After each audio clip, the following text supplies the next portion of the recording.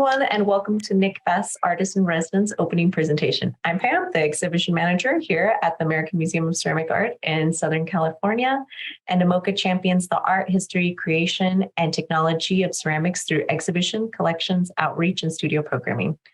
Today's artist talk focuses on the work of Nick Best, who just started his residence at AMOCA Studios. AMOCA's Artist in Residence program was established in 2012, is one of the few long-term fellowship opportunities for ceramic artists on the West Coast.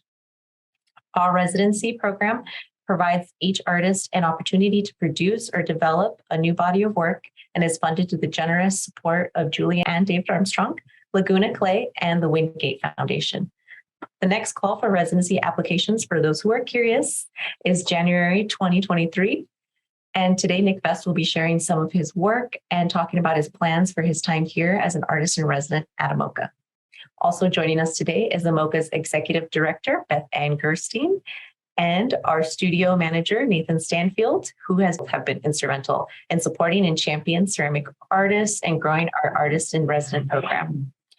Our Associate Director of Communications and Stewardship, Genevieve Kaplan, is also here, behind scenes and doing the Zoom logistics and the chat during this talk. Now I'm excited to tell you a little bit about Nick Best. Nick Best was born in Lancaster, Pennsylvania. He received his MFA from Kansas State University and his BFA from Alfred University. Best has been a resident artist in Shangyu, Celadon Modern International Ceramic Art Center, the Gaya Ceramic Art Center in Bali, Indonesia, and the Quiong Lai Ceramic Studio in Sichuan, China. He's established a personal studio in Jingdezhen, China in 2016, and in 2018, he opened the MenLo Gallery and Studio in Jingdezhen, which aims to celebrate the risk-taking and innovative work of young Chinese artists, as well as to offer non-traditional ceramic artists from abroad a residency and exhibition opportunities. Best will be a resident here at AMOCA through March 2023, so we'll have him for some time. So we're very excited to see what he creates during this time. Before Nick starts his presentation, I want to remind everyone this talk is being recorded and to please mute yourself. There will be an opportunity for Q&A after the presentation. And I will now turn the presentation over to Nick. Thank you. Thank you, Pam. Excellent job and attempt with pronunciations. My resume is not the easiest to pronounce. Did a very good job. And thank you to everyone. Thank you to everyone that Pam thanked for me, the museum, everyone associated with the museum for having me. I'm going to share my screen so that I don't see myself anymore. So programming note. To start, this is the first of, I think, two artist talks that I'll give during my time here. This one is about my practice and about my background. The next, I think, we'll talk about, excuse me, about the work that I make while I'm here and about what I do along with my wife and partner in Jingdezhen and what I think everyone should know about that place. But this one's about me. So I'm going to talk about my practice. I kind of decided that I was going to leave in some of my notes for myself. I'll probably skip over them pretty fast, but if you're on YouTube, you can pause. I think a lot about how I introduce myself and about how artists introduce themselves. And I think of myself in reality as an artist. It took a long time for me to use that word specifically to introduce myself because I have hangups. But in reality, I'm a ceramic sculptor. And I think it's really tempting and cool to not want to call yourself a ceramic artist when you're not making traditional ceramics. But I've gotten past that temptation, and I think it's the actual descriptor of what I do. So I'm a ceramic sculptor. But I also do a lot of other things. This is my most recent work. We're going to do the trip down memory lane thing in a second. But this work is not really touched by my hands. The only thing I did in this work is the cardboard inserts. It might be a little bit of a confusing image, and I think that's going to be a theme. There will be time for questions at the end, and maybe we'll come back But this is a hand-painted ceramic tile that's not painted by me, with high and low temperature decals that are not applied by me, and a lot of work that wasn't done by me. And it's something that I'm shifting towards, not needing skill in art, but it's still ceramic, and we'll talk about why later. So, origin story, the kind of worst part of artist talks. I originally wanted to be a philosopher when I was like 15. And I think the only reason I wanted to be that is because I had an idea in my head that a philosopher got to walk around and think about things. And then when he thought about something really well, he would tell other people what he thought, and they would appreciate it. When I kind of learned the realities of modern academia in philosophy, I think I lost my interest. And I decided that I wanted to be an artist. But the issue was that I really don't have any natural talent. I'm a really poor drafter, drawer still. And I somehow decided that I wanted to be an artist before I found any skill in art, which is something I still don't quite understand. I ended up in art school for 7 years, so I have some memory problems. But there was this odd period in my life where I knew I wanted to be an artist, I think because of the lifestyle, but I wasn't good at art. And then when I was a junior in high school, I took my first ceramics class, and I had a really wonderful teacher who was a professional potter and really dedicated and really enthusiastic about ceramics. And I had this like tiny little bit of natural aptitude for it that I hadn't had for any other art making medium. And I kind of exploded. And I really thought 100% that I wanted to be a potter. And when you're 17 and you decide you want to be a potter, you go to Alfred, where everyone does ceramics all the time. This is a picture from their Facebook. This is the current graduating grad class. So sorry for using your photo on Facebook. Let me do it. But the reality was that Alfred is not a place where everyone does ceramics all the time. And while I was there, I went from being 100% sure that I wanted to be a potter, to wanting to be a neon bender, to wanting to be a painter, to wanting to be everything that I got my hands on. And I went at all of them really kind of full bore, because I didn't really understand what I was doing. And I was in an amazing place that was letting me do everything. And when I look back at that 17-year-old me, I was never a potter. I have a lot of respect for potters. The discipline and the work ethic, and the kind of attention to this really tiny scale of change in your work is just something that I never possessed. And I was always making work that was just whatever I wanted to make at the time. I don't think I could have succeeded as a potter. What I really think art is for me is a kind of alchemy based in ego. This idea that a person, if they're careful enough and thoughtful enough, can take mud or objects in the world and turn them into something with value. And that's, I think, what I was doing. I had a lot of, and what I still do, I had a lot of conversations in undergraduate about intuition and working intuitively. And it was always something that I felt like was an insult that I really enjoyed getting. And it took me a long time to figure out why. The thing that always made me the happiest in undergrad was when a professor would tell me they didn't know kind of what I was. Most of the times professors, I think, told me that happily, sometimes not so much. I don't think, well, I know I wasn't the best student all the time. I was a very active student. Sometimes that's not so good. But this idea about intuition, I think for me, always, I got hung up on it because it kind of implied that planning your work was more responsible. an adult. And the thing that I always liked in my work was kind of allowing it to become something and then learning from it. And I think I've squared that away. I like to paint. I try to paint every once in a while, but like I said, I have no drafting skills. So for me, painting always comes down to kind of a gimmick. If I have a way of handling the material or a subject that I think can handle a short series of paintings, I'll do it. It's always a good kind of aptitude test to see if I'm a real artist or not. And when you feel like you pull it off, it feels good. And when you fail, it feels bad. My work really is moving towards putting myself into it. I'm trying more and more to just be honest.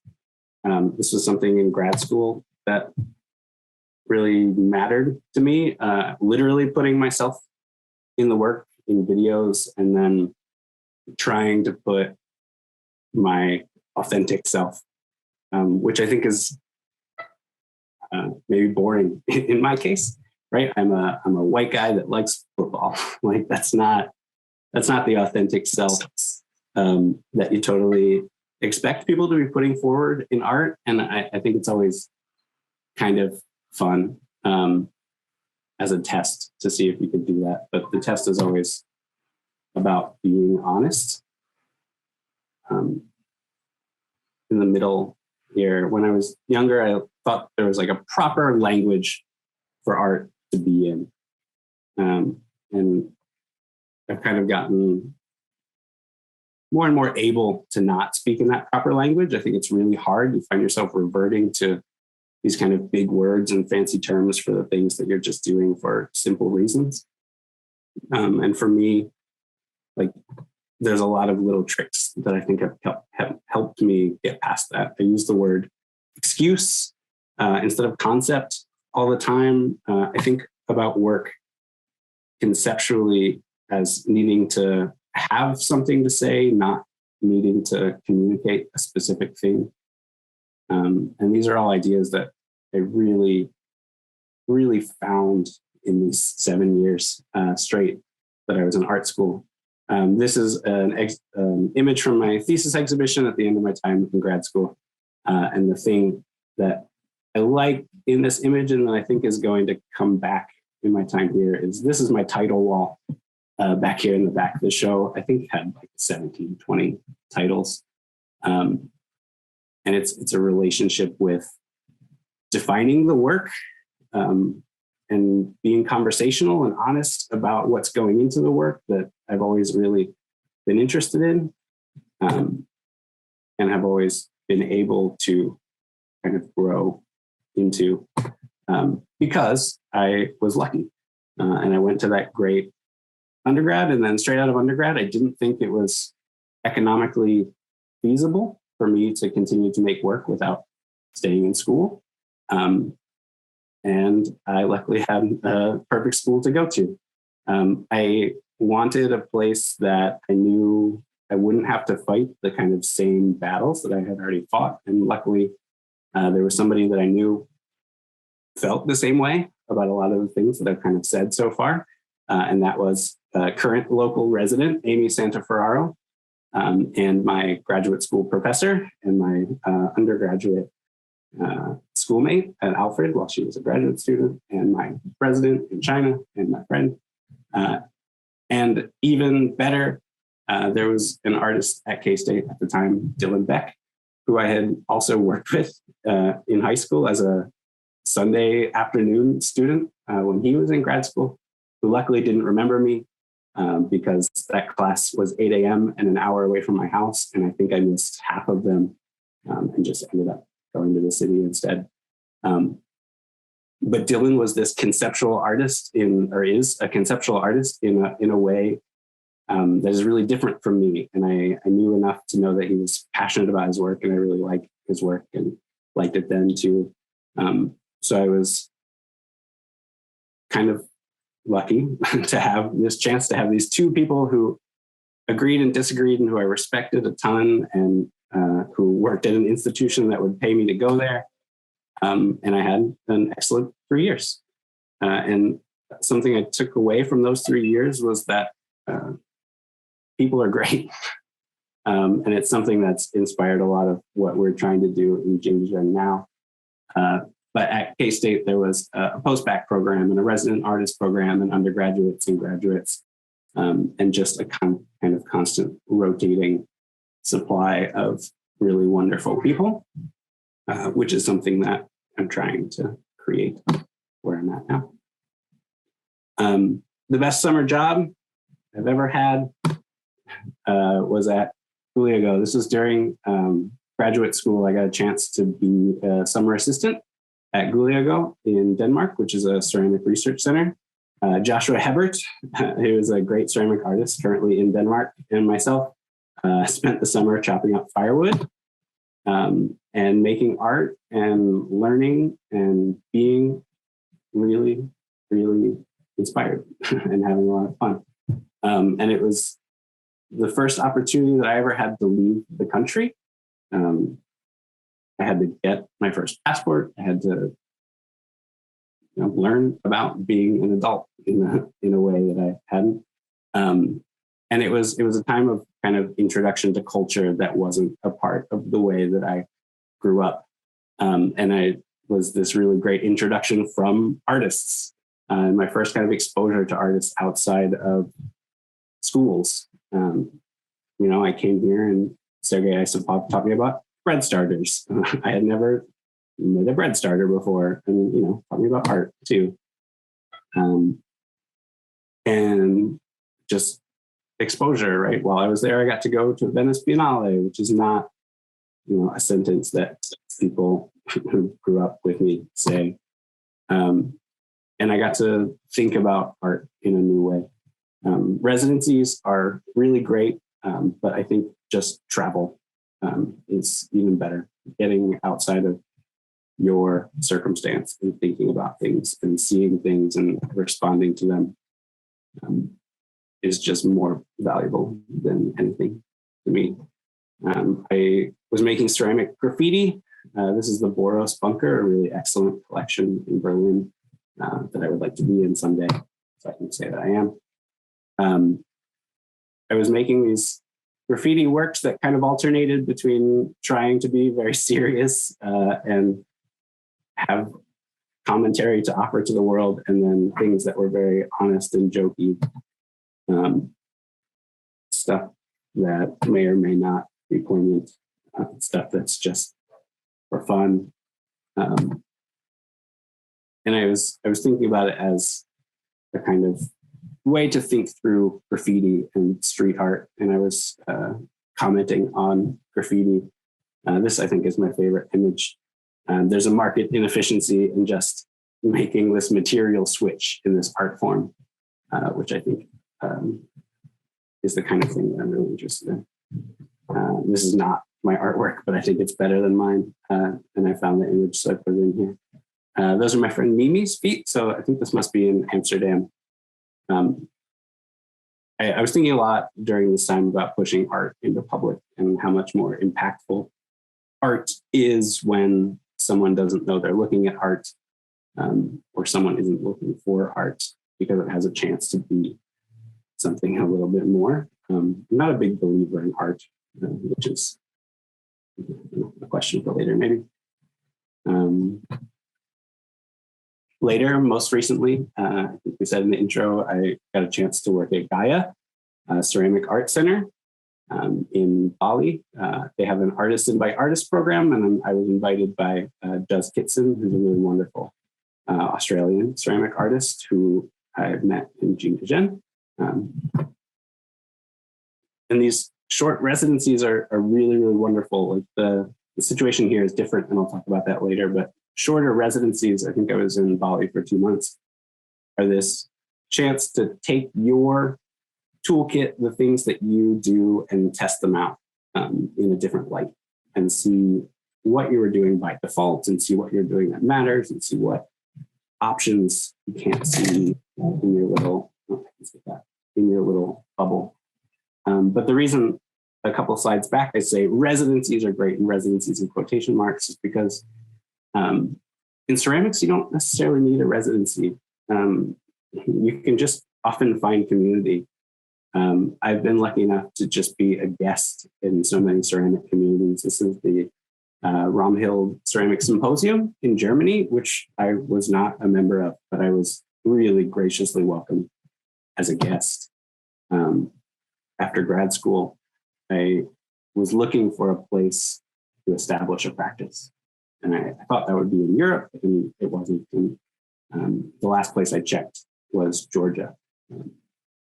Every young person imagines going to Georgia and starting their studio, which is what I tried to do. And just like everywhere else, there's all these people who just love ceramics. And because I love ceramics, they were great to me. I went to Tbilisi. I lived in Georgia for 4 months. I tried to start a studio, and I was taken in by these people who would just take me away to weird castles in the hills and like ceramic firing events and raku firing in the mountains. And it was really amazing. Like, it didn't work out as a place for me to settle, but it was an experience that has helped me get over that urge that I talked about in the beginning to kind of disassociate myself with ceramics that I think people have because they are not ceramic-y. But I don't care. Like, ceramics has been great to me. When I first moved to China, it was for a residency. After I left Georgia, I was out of money, so I had to go home with my tail between my legs, and I moved to Philadelphia. And my friend Mimi, who was a resident at the Clay Studio, who's a wonderful potter in her own, set me up with a job at BDDW, which is a furniture and ceramic company, which I could get because I have these weird skills in ceramics that is super weird and no one else wants to go to school for 7 years to get. And I was welcomed in as kind of a floater at the Clay Studio, just hanging out. And then there was this really amazing opportunity from a previous director, Jimmy Clark, who I've never met in my life, but I kind of owe a lot to.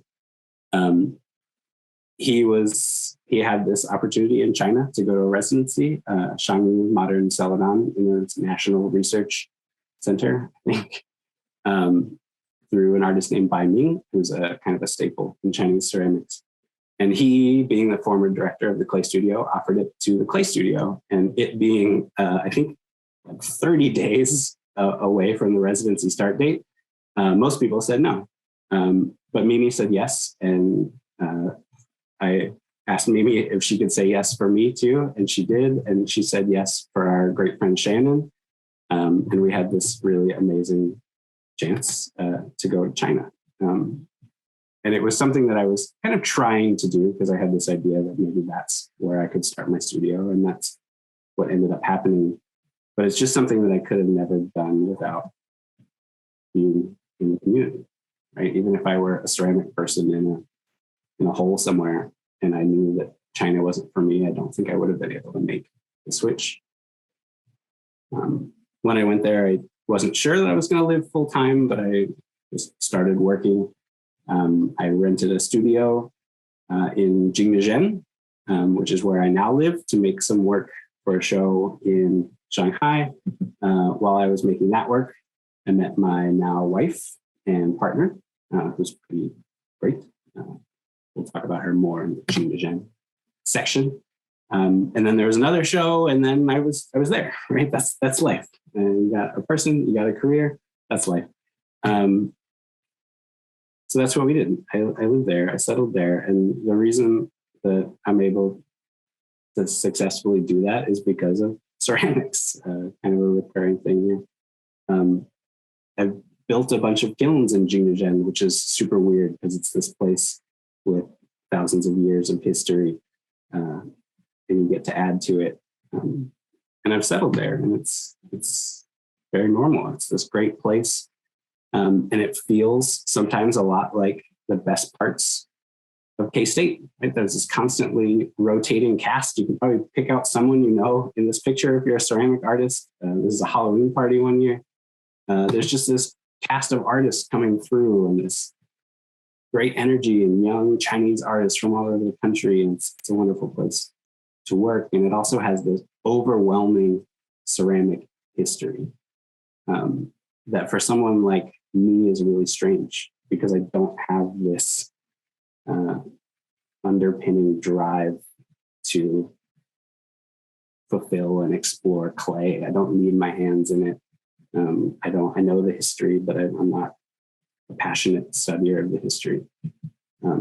So it's a pretty cool place, but it's also a place where you can make a ton of work. And I think those two things makes for a lot of happy artists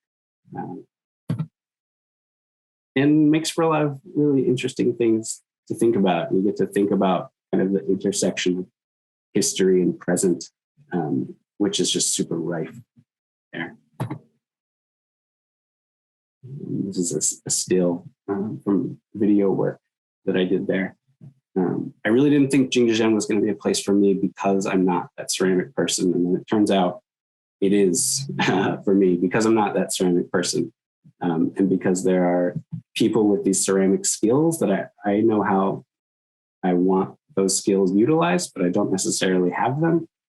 And it's been a really interesting way to transition to kind of a non hands-on way of making while still being in ceramics that I didn't necessarily think was something I would do.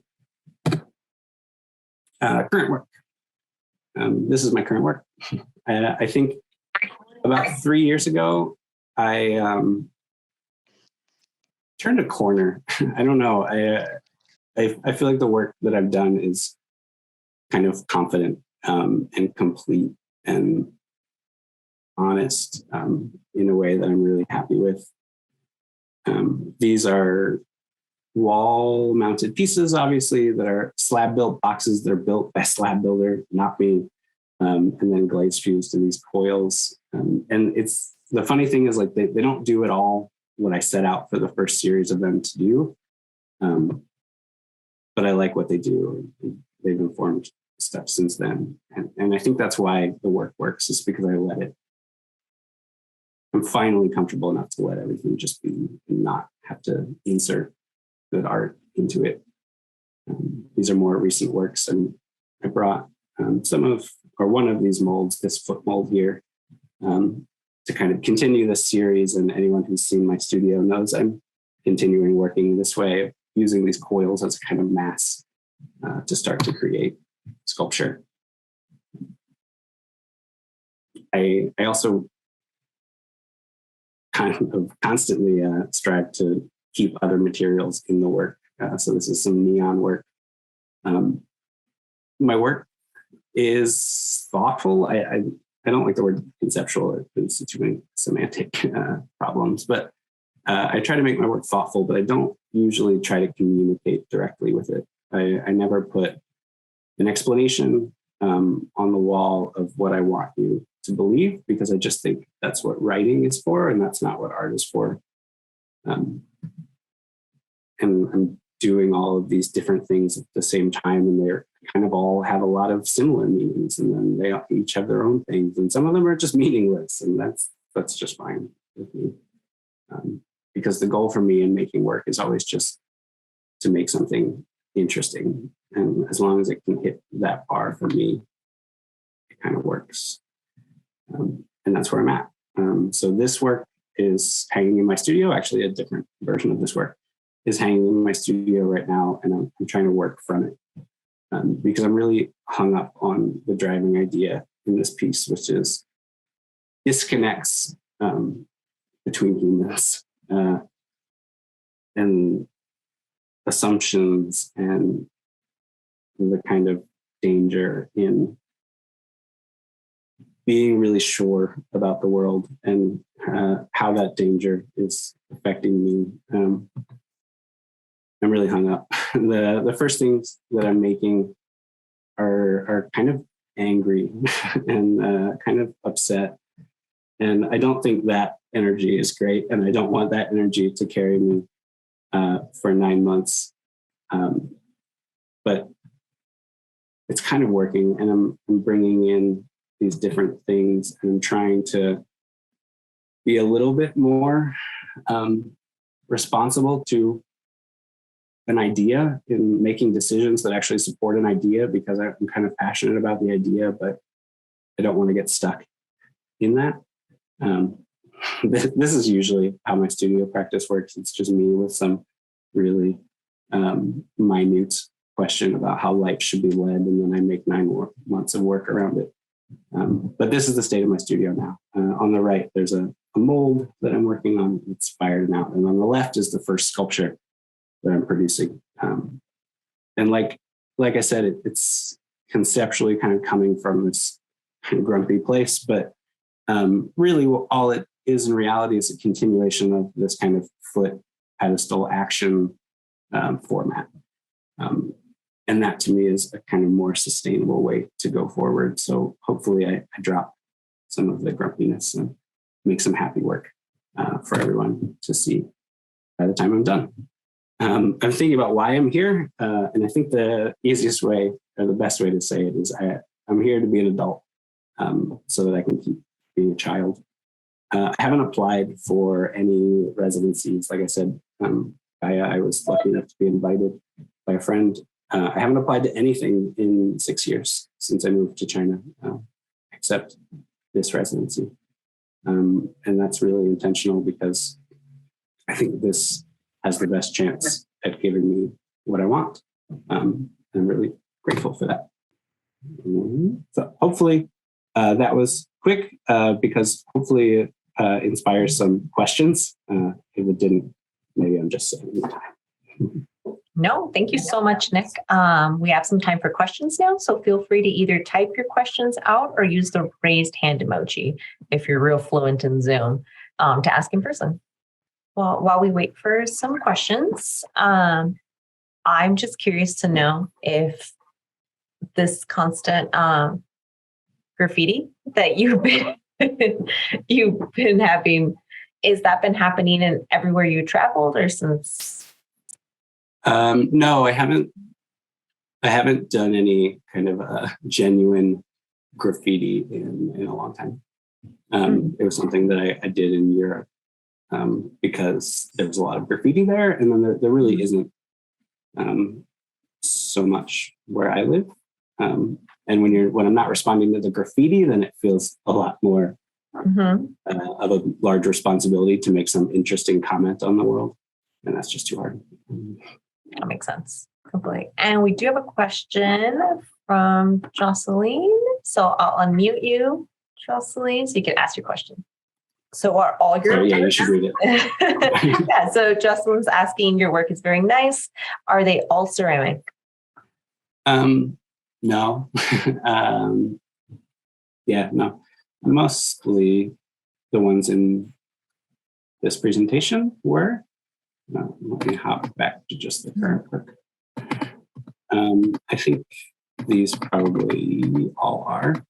So obviously there's cardboard in here. But actually most of my recent work, there's wood. And what looks like not ceramic is not ceramic. I don't do any trompe l'oeil work. But even though I kind of was very interdisciplinary in school, Jingdezhen is just a town that's made of ceramics. So you would almost have to kind of go out of your way to not use it all the time. And I'm not part of that struggle. Great. And Jocelyn also says, I'm a ceramic artist in training. So hopefully this talk has been interesting to hear about the artist in residency and what different paths you can really take after undergrad too. Hopefully it advanced your training a little bit. Yes. Amazing. And do we have any other questions? Genevieve has a question. What kinds of strategies might you use to invite yourself to do more play or move away from angry work? I'm not a very, that's not quite true. I'm not a very emotional person. So I think I'll move away from it kind of naturally, but really, it's just kind of not getting stuck away from Mhm. that idea of intuition. The work eventually, it's not going to be angry by nature. So there will be a decision that just doesn't support the kind of underlying ideas that makes it a better work, that leads to something that doesn't have any relation to the angry, hopefully. I mean, from the sneak peeks of what is going on down in the studio, I didn't get the sense of a grumpy artist, but I enjoy Yeah, it. I'm not a grumpy person. The work may not read Mhm. upset to anyone but me. If you're in the neighborhood, always remember to come visit the museum and ceramic studios in Pomona. We're very friendly, we promise. If you want to learn more about AMOCA and our ceramic studio and artist in resident program, which is wonderful, and our current exhibitions, visit our website at amoca.org. And the recording to this presentation will be available on AMOCA's website in the coming weeks. Remember to sign up for that e-newsletter on our website. Awesome. So I want to say bye to everyone and thank you for joining.